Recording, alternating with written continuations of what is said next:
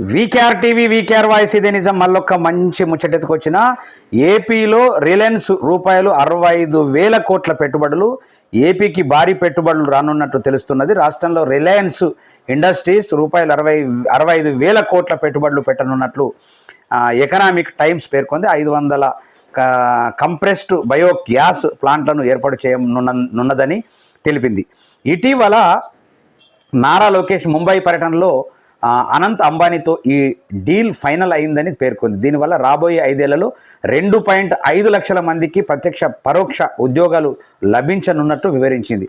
వాస్తవానికి మనకు రావాల్సినటువంటి ఏదైతే పెట్టుబడులు ఉన్నాయో, మన రాష్ట్రానికి రావాల్సినటువంటి పెట్టుబడులన్నీ ఆంధ్రప్రదేశ్కి వెళ్ళిపోతాయి. ఎందుకంటే ఈయన చేయనీయకుండా పనులు చేస్తే ఇవన్నీ పెట్టుబడులు ఆంధ్రకు పోతే ఆంధ్ర డెవలప్ అవుతుంది.